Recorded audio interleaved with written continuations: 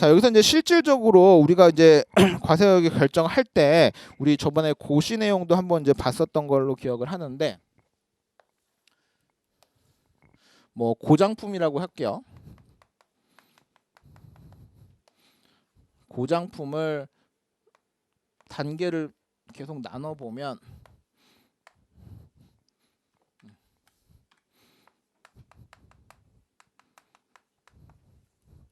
수리해서 뭐 다시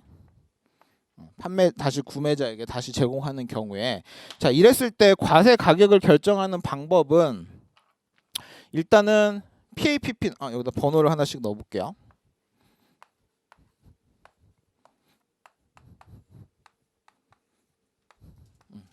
자, 이렇게 됐을 때 우리 이때 수입되는 최종적으로 6번까지 거쳐가지고 이때 수입된 물품의 과세가격을 어떻게 결정할 거냐, 지금 이 얘기를 하고 있는 거예요. 근데 쟁점은 여기서 내가 이 고장품을 수입하게 한 거래는 저기서의 어떤 매매 거래, 해외에서의 매매 거래의 결과로 수입된 물건이 아니라 해외에서의 가공 또는 수리 계약에 따라서 임가공 물품에 따라서 우리나라에 수입되는 물품에 대해서도 관세 평가할 수 있겠느냐, 이제 이 얘기랑 연관된 부분인데, 자, 여기서 이제 이렇게 수입된 물품에 대해서의 과세 가격을 결정할 때는 기본적으로는 생산 지원 논리가 조금 들어가야 되고, 제일 첫 번째 구매자가 지급하는 비용 PAPP는 저 가공 수리비 비가 될 거고, 그 다음에 생산 지원비는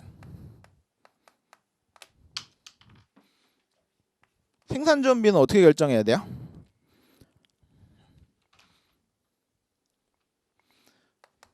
일단 고장품,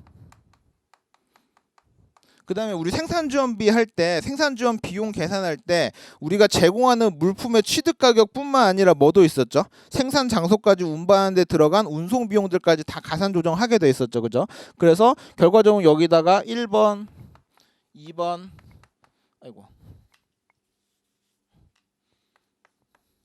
3번 최종적으로 어떤 생산 장소까지 이동하게 한 모든 운송 비용까지 1번, 2번, 3번이 다 생산 지원 비용과 관련된 운송비로서 가산 조정을 해야 되는 거고, 그죠? 그 다음에 이제 수입 물품이 다 만들어 가지고 우리 가산 요소 중에 우리 운임이 있었죠. 프레이트와 관련된 것은 4번, 5번, 그 다음에 6번은 있으면 공제, 그죠? 이런 개념이죠, 그죠? 그래서 고장품이 우리나라에 수입됐을 때는 가공 수리비를 PAPP로 하고, 그 다음에 고장품의 가치, 그 다음에 1번, 2번, 3번을 더한 것까지가 생산지원 비용, 그 다음에 다 만들어서 4번, 5번까지 들어간 비용이 운임 비용, 가산 요소 중에서 운임으로 가산해야 될 비용, 이렇게까지 하는 거고, 이 6번은 수입 국내 운송 비용이니까 당연히 포함되어 있다 하더라도 공제 요소로서 구분 가능하다면 공제 조정한다까지 생각을 하시면 되는 거고.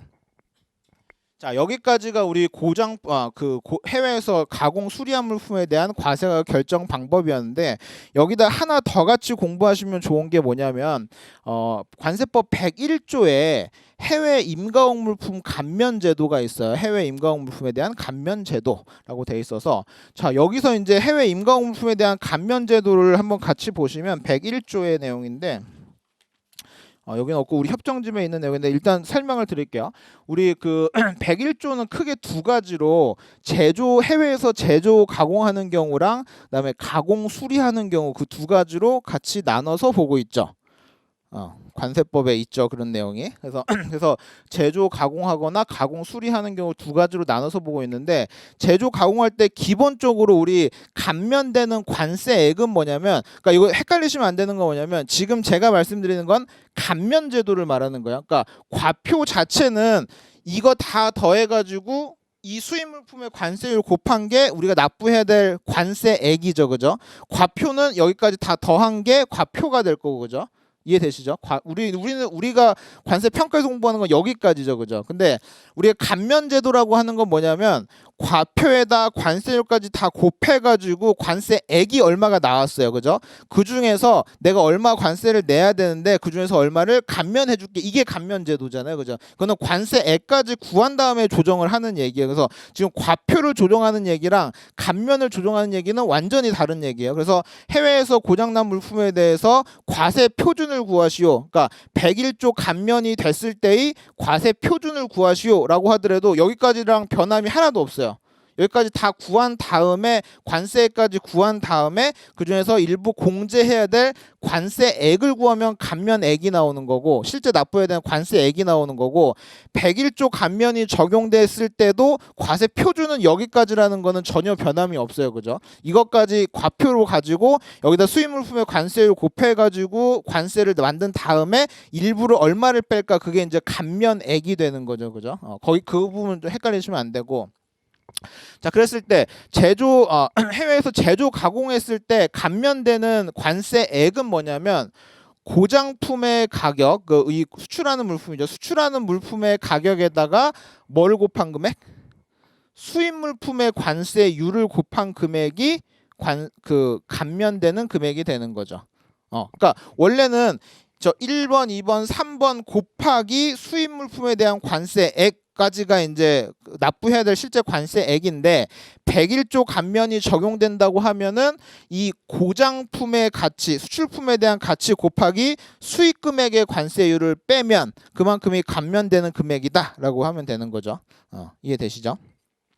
그 다음에 우리가 제조 가공했을 때랑 가공 수리가 이제 두 개 1조 2조로 나눠지는데 1항 2항으로 나눠지는데 제조 가공했을 때는 저 고장품의 가치만큼 빼는 부분이고 그 다음에 가공 수리된 경우도 마찬가지로 고장품의 가치 곱하기 수입 물품의 관세율만큼을 이제 빼서 감면액을 정하는 개념이다. 이렇게 보시면 되고 그다음에 여기서 이제 한 가지 조금 더 심화로 들어가야 될 게 뭐냐면 우리 이제 101조 감면에 예외 규정으로 하나가 뭐가 들어가 있냐면 하자 보증용 물품에 대해서 하자 보증용 물품이 해외에서 가공 수리됐을 때 감면해 주는 금액이 있어요. 해외에서 그게 왜 들어가 있냐면 하자 보증 기간 내에 해외에서 수리가 발생했다라고 했을 때 그때 수리가 발생한 비용에 대해서는 추가로 감면을 해주겠다 한 부분들이 있어요. 근데 그 부분이 일단 왜 들어갔는지부터 한번 생각을 해보면 제가 전에도 한번 말씀드렸던 기본반에서 한번 말씀드리긴 했었는데 하자 보증비는 우리 관세평가에서 어떻게 처리하죠? 하자 보증비는 간접 지급 금액에 포함이 되죠. 다시 말해서 어떤 형태로든 구매자가 하자 보증과 관련된 비용을 지급했다라고 하면 이미 과세 가격에 포함되게 하는 것이 원칙이라고 했어요. 그죠? 그 얘기는 뭐냐면 내가 애플 핸드폰, 아이폰 핸드폰을 샀는데 이게 고장이 났어요. 하자 보증 기간 내에. 그래서 아이폰 어디 센터에 가가지고 고쳐주세요라고 했더니 하자 보증 기간 내니까 내가 무료로 고쳐줄게요라고 얘기를 하는 거야. 예를 들면 리퍼비시 폰 이런 게 무료로 이제 교환해주든지 고쳐주든지 그게 무료로 해주는 거죠, 그죠? 그러니까 아이폰은 되게 좋은 회사네. 내가 이제 하자 보증 기간 내에 가져갔더니 무료로 이걸 다 고쳐주네. 되게 좋은 회사네라고 생각할 게 아니죠. 관세평가에서 무료는 없죠. 무료로 해줬다는 얘기는 내가 아이폰을 살 때부터 내가 산 핸드폰이 고장 날 수도 있고 고장 안 날 수도 있지만 고장 날 가능성에 비례해서 지급해야 될 하자보증비를 이미 지급을 했다. 근데 내가 재수없게 걸렸으니까 내가 수리를 받는 것뿐이다. 무료로 받는 것뿐이다. 이런 얘기가 되는 거죠. 그죠? 자, 그러면 그 얘기의 핵심은 뭐였냐면 내가 수입 물품을 구매를 하면서 이게 해외에서 고장난 것을 감안을 해서 해외에서 고장나면 고칠 것을 감안을 해서 그 비용만큼을 이미 관세를 냈어요. 고장이 안 났으면 그냥 순수하게 내 핸드폰 가격에 대해서는 관세 당연히 내는 거고 이게 만약에 문제가 됐을 때 수리 비용이 발생할 수도 있는데 그 비용에 대해서는 이미 과세 가격에 포함이 돼 있어서 관세를 이미 납부를 했어요. 근데 실제로 내가 고장이 발생을 했기 때문에 해외에 나와가지고 고장 비용이 발생을 했어요. 그러면 그 비용에 대해서 원래 관세를 냈는데 이번에 내가 실제로 고장이 나서 들어왔을 때 우리 지금 이 해외에서 가공 수리비만큼 다 관세 납부하고 있잖아요. 그죠? 납부해야 되는 거니까 내가 하자 보증 기간 내에 고장이 발생해서 해외에서 가공 수리해가지고 다시 들어왔을 때 이 가공 수리비에 대해서 관세를 이미 납부했는데 또 내야 된다 이런 얘기가 생기는 거잖아요. 이런 문제가 생기는 거잖아요. 그래서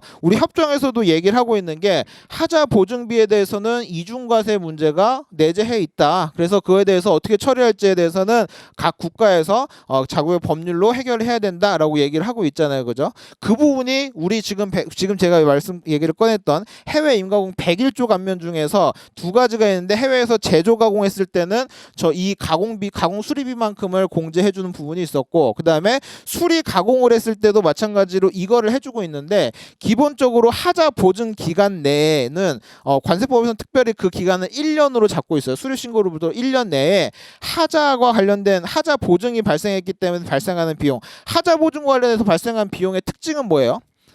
해외 수출자가 이 수리비를 안 받겠죠. 그죠? 이 수리비를 안 받겠죠. 그래서 실제로는 이 가격을 알 수도 없는 거래이기도 해요. 다시 말해서 이 거래에서는 PAPP를 알 수 없는 거래이기도 한 거죠. 그죠? 근데 이렇게 됐을 때 이렇게 이제 해외에서 하자 보증 기간 내에 수출된 물품이 해외에서 고쳐가지고 우리나라에 들어왔을 때는 감면을 해주는 금액이 뭐가 있냐면 고장품에 대해서는 당연히 감면해줘야 되겠죠.